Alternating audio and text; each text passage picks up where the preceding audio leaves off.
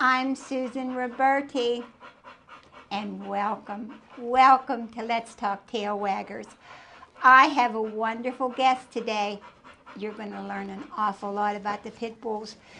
My shows lately have been about these guys because I really want you to understand them and see them in all different varieties and different environments and hear from different people.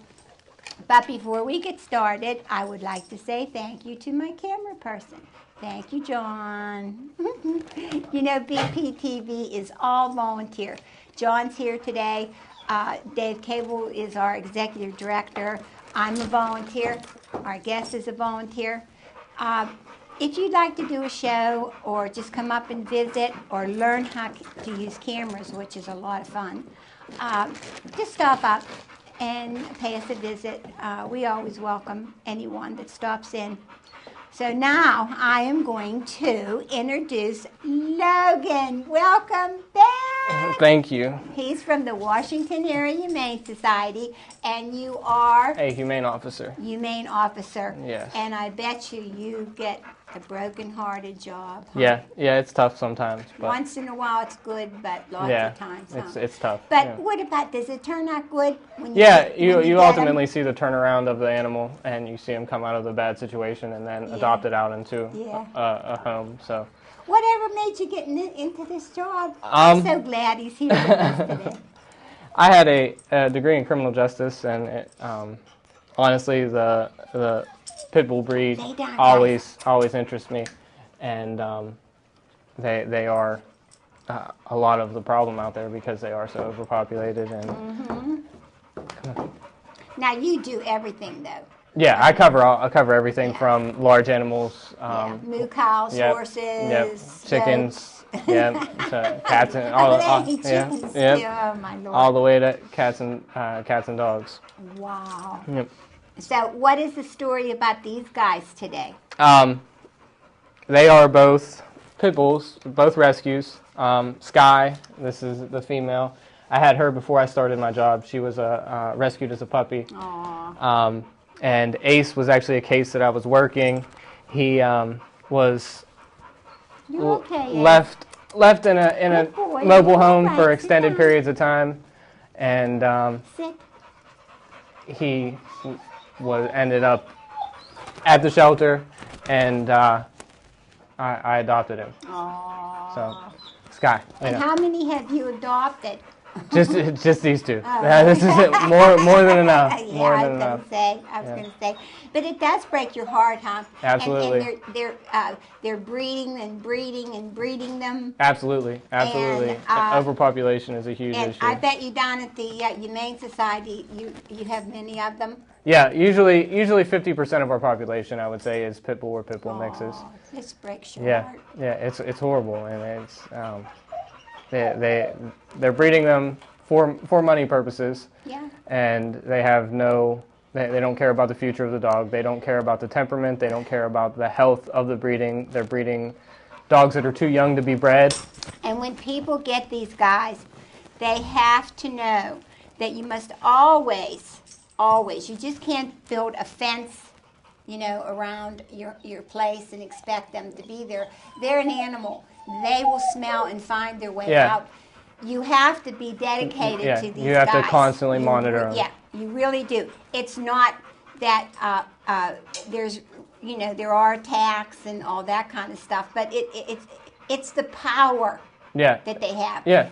That is what is so awesome. And that's why the attacks that do happen, they are powerful animals. So it's a more severe attack than your typical retriever. Well, like the dogs that the police have, and they train them. Those guys, they go to grab and pull down. Yep.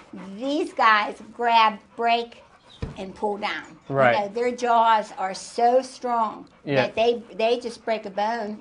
And it's not their fault. Right, and that's another the myth that goes hand in hand with that is that they have locking jaws.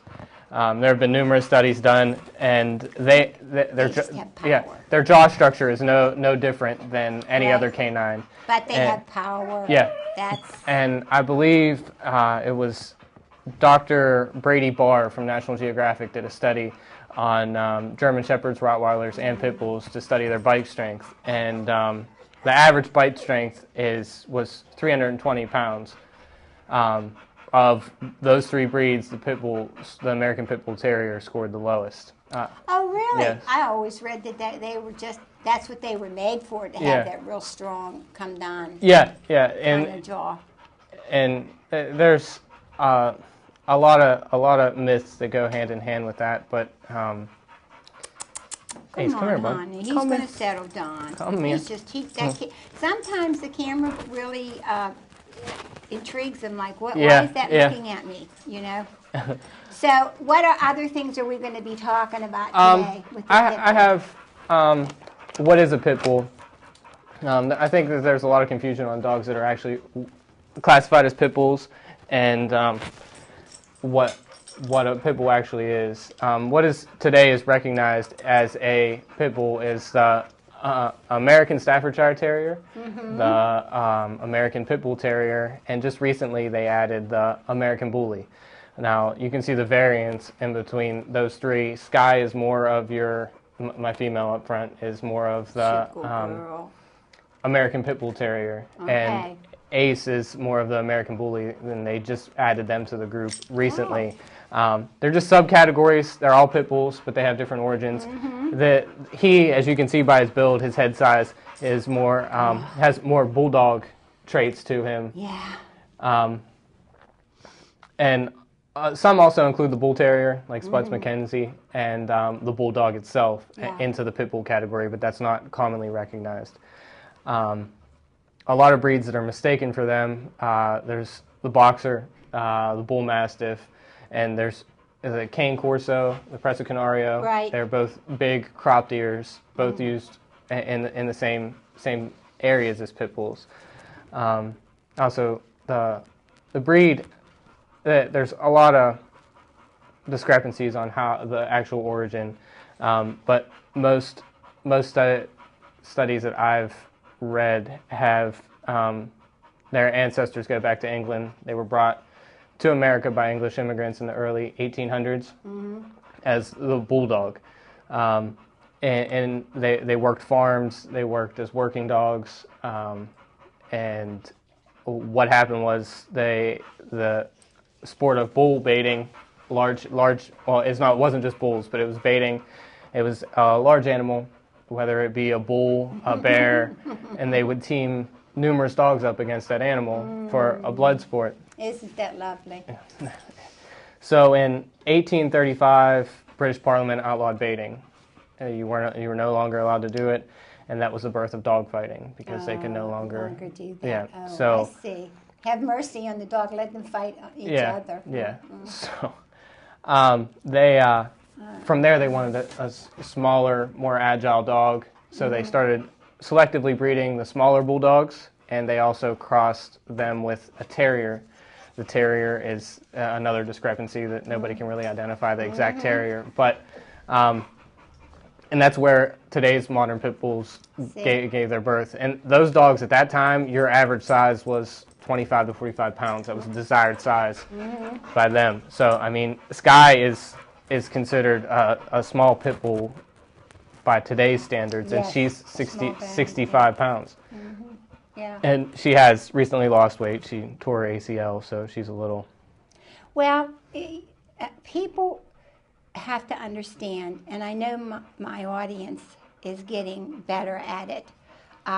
When I speak to them and I see them, they're starting to understand that human beings created the dogs. Absolutely, yeah. You know, God gave us foxes and wolves and whatever, and we took it from there. Yeah. Yep. And these guys are the result of somebody wanting a bigger, uglier, scarier dog. Why? I don't know, except for fighting. Yeah. And that's what that's what human beings did.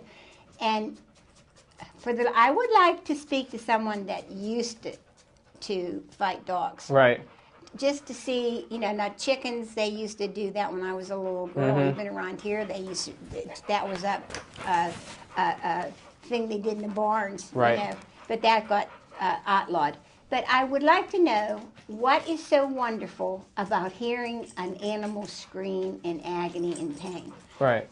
I just think. And I mean, even in this day and age, I mean, really and truly, I understand killing a bear. I understand killing deer, to eat them and things.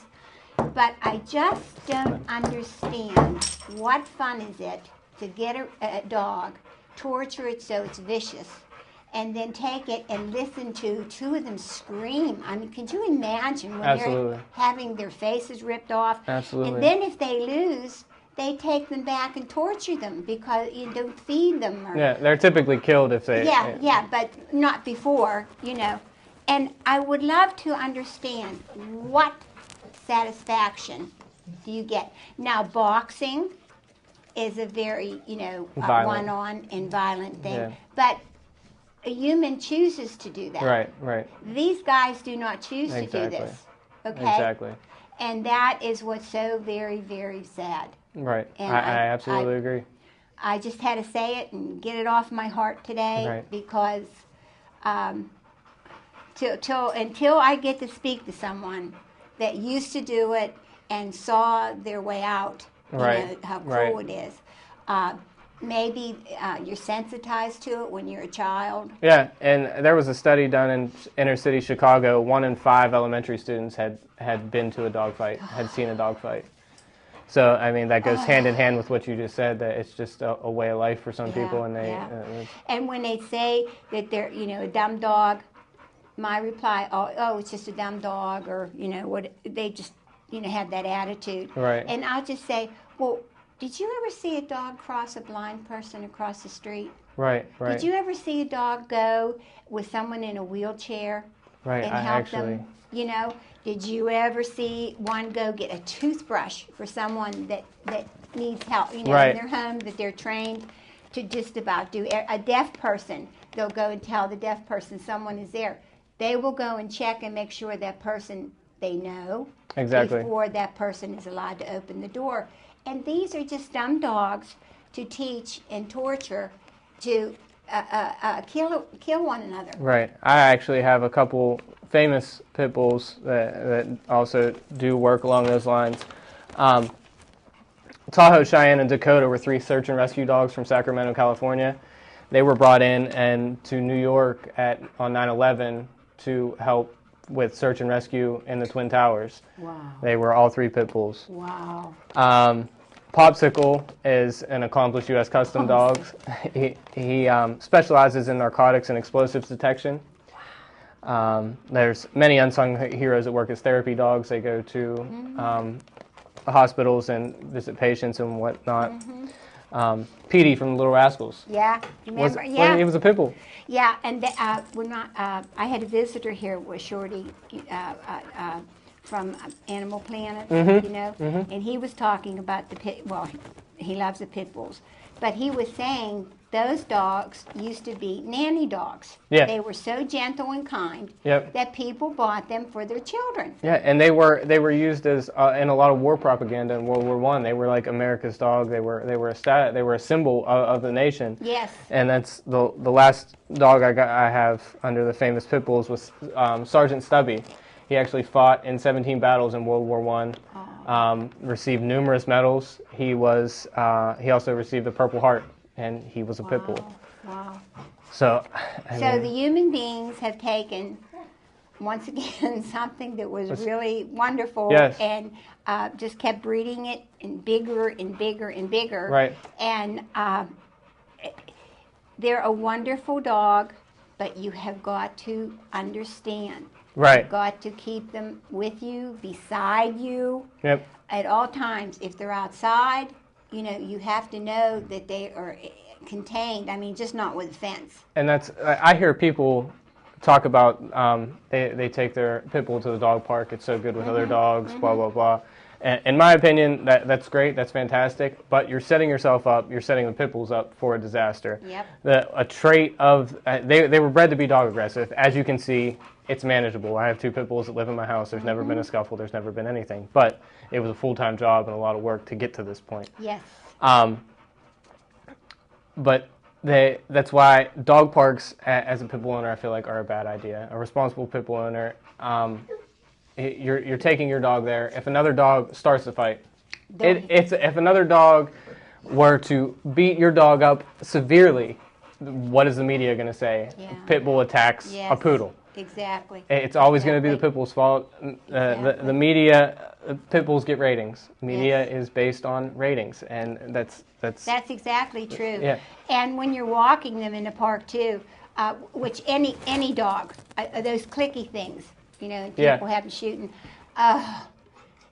You're that dog's protector. Right. You know, as you would protect a 1 or 2 year old child. Exactly. You have to keep them beside you. You train them to walk beside you, always beside you, because that way, whatever comes from any way, that dog will not leave your side. Right. And then you stand a chance. Right. Exactly. You know?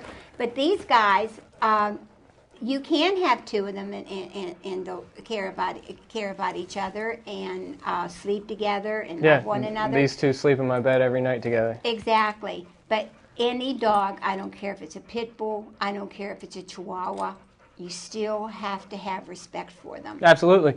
Absolutely. That's all, you know, and the correct way, etiquette in a park is you don't let your dog or another dog walk up to your dog, and if it's bigger, go down and smell them, and as soon as their ears go back, my stomach rolls because it's like, and people think, oh, look how cute, he's wagging his tail. Yeah, he's wagging his tail. Yeah, because a tail wag can mean I'm excited to bite you. It just means excitement. It doesn't mean good excited necessarily. And I don't dare go up to people because, you know, there comes a crazy lady, you know. But I just, Right. I actually walk these guys out Peters Park a lot. And I was turning the corner, and there was a Girl Scout troop sitting in a circle, probably 18 to 20 girls. 6 to 10 would be my guess on age range. And the parents were standing behind them, and I turned the corner with these 2, and the parents just cringed like, oh my God, it's a pit bull. I know. And with 15 minutes later, I had all 20 girls laying all over them, playing with them, petting them. They are kind and they are good, but you have overbreeding. That's when you have brothers and sisters and mummies and sons and all that. And then you get wackos, as you do in humans, kitty cats. You know, you can't do that. Right. But these dogs have 11, 12, 13 puppies sometimes, and boy, do they make the money. Right. You know what I mean?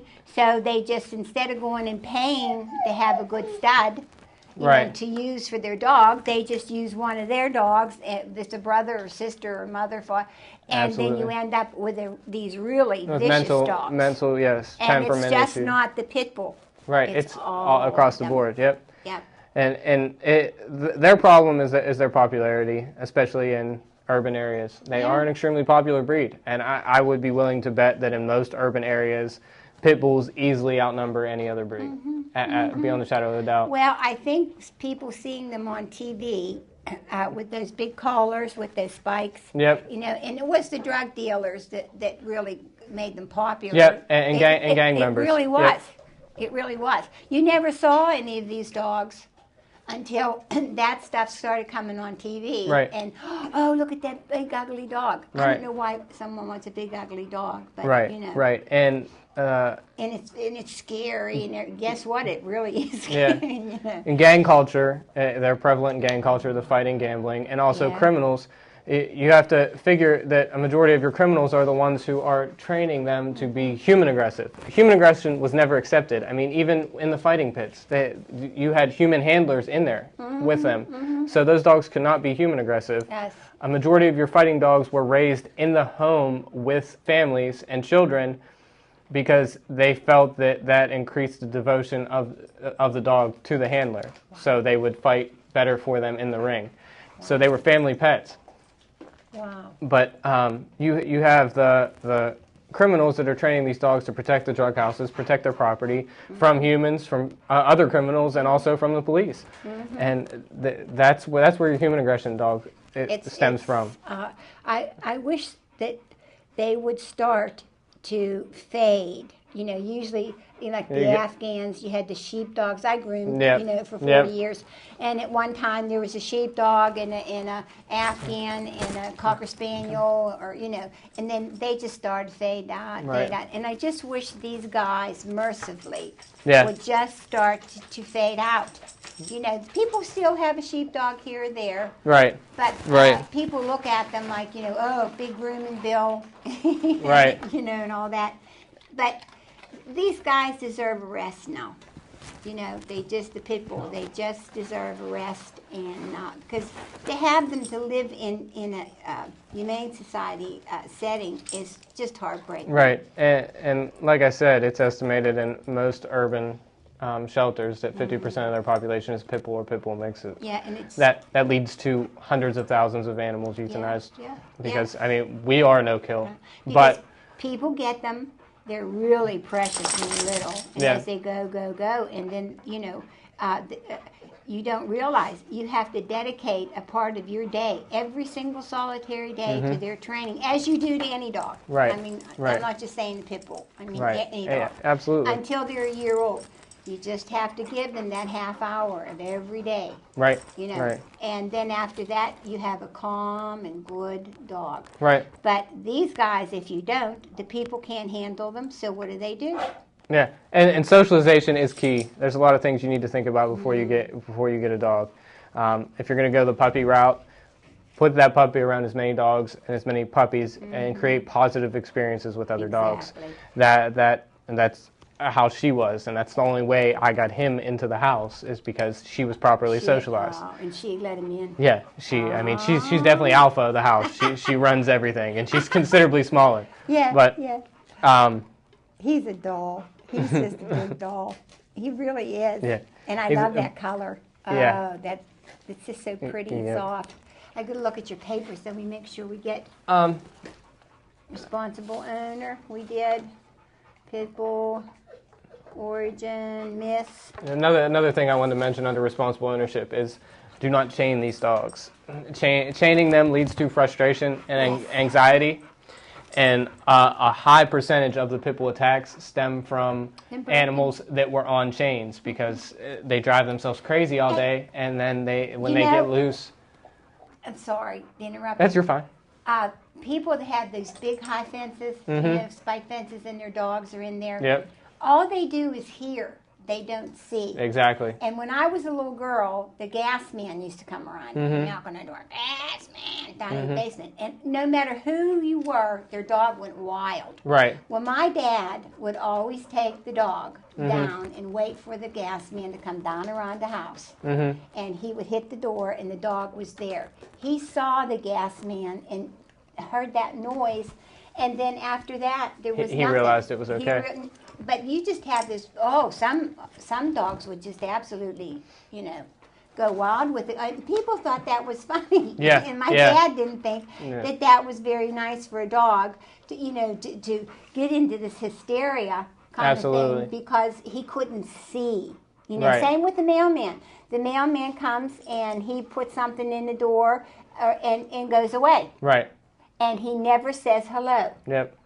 But if he would be, a lot of mailmen today do, make up with a dog when they get on. And it's just that they see who you are. And know you're not a threat. Yeah. I mean, you're coming onto their house. I mean, especially these guys. I mean, they are a territorial breed. They protect. They are there to protect their owners. And Cocker Spaniels. I don't care what kind of dog it is. Right. If you were living in the house and didn't know who that person was that was pounding on the door and making all that noise, right. You'd be crazy too. So it's just the wires get crossed, I think, sometimes. Absolutely. With people. I also wanted to mention that another myth is that pit bulls are unstable and can turn on people, even their owners. They just randomly snap on people, is what I've heard. Do that too. Yeah, but The American Temperament Test Society performs rigorous testing across the United States on all breeds. The American Bull Terrier ranked third with an 88% passing rate. The American Pit Bull Terrier ranked fourth with an 84% passing rate. And the American Staffordshire Terrier ranked fifth at an 83% passing rate. The only two dogs ahead of these three were the Labrador Retriever came in at number 1, and the Standard Poodle came in at number 2 passing rates. So you have these dogs, and a majority of these are dogs that are from a shelter that haven't had the best life, that are the ones being tested, and they're passing with 80%, 90% passing rates. It's the people's fault. Yep. And I hate to say it, guys. I really love everybody with all my heart and soul, but it's our fault. It's just, we have to really understand. And these guys have been put out, into the public, as the German Shepherd was 30 years ago. Yeah. The Doberman Pinscher, the Rottweiler, they've all... God, yeah, the Dobermans. And the problem with the Doberman was they kept that line so tight. Mm-hmm. The breeding, they really, in the United States, they kept it really tight. And then you did get nuts. Yeah. Yep.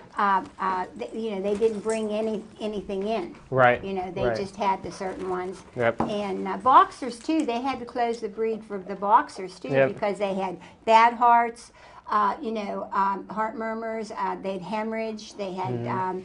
everything, bad eyes, underbite, overbite kind of thing. Mm-hmm. And that was all because there was only a few. There was a real tight. So they closed them down. You start to see them now, that they're opening them back up again. But they had mercy and closed the breed down. I wish they would just close these guys down for a while. Yeah, it would be good. It would be merciful. Yeah. But there's no, you have to think about it. Cocaine's illegal. You're still going to have underground breeding regardless of how you outlaw it. The fact that people don't buy them. Yeah, that's what This is what I'm trying to say. Don't go and get them. Do not buy from a breeder. There are thousands upon thousands of pit bulls in shelters. There is any dog you want to choose from. Yeah, and if they don't go and buy the dogs, then the people will stop doing it because there's no money to be made. Right, it just exactly. comes down to don't buy them. Exactly. Unless you really are, someone that would be totally and absolutely dedicated to them. Right. It's just a shame. Absolutely. It truly is a shame that they have to have the reputation that they have, and it's all because they want to be scary. Yeah, exactly. Okay, it's time to say goodbye. Okay. I'm so glad you came back. Thanks for having me. Really. Thanks for your time with the Tail Waggers. Not a problem at all. Special, really. Well, guys, it's time to say goodbye. Thank you for all the lovely things that you say to me and your support. Remember, you're humane societies, and it's really getting hard as times get harder. So if you have sheets or towels, that's for surgery and puppies and things like that. If you have a few dollars, if you could volunteer your time to go down and walk the dogs, I've done shows about that, how wonderful and kind that is to do, and it really, really makes your heart feel good. Other than that, I love you very much. And thanks from all the Tail Waggers.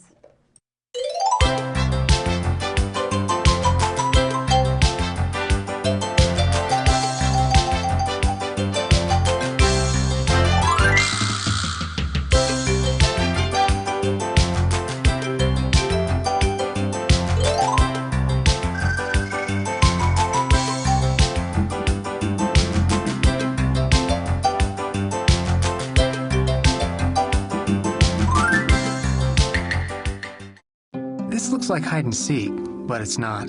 Kids often withdraw when their needs aren't being met. It would be easier if they said, I need a little one-on-one time. But it's up to us, their parents, to learn their language. And once you figure it out, you don't really have to say much at all. A thought from the Church of Jesus Christ.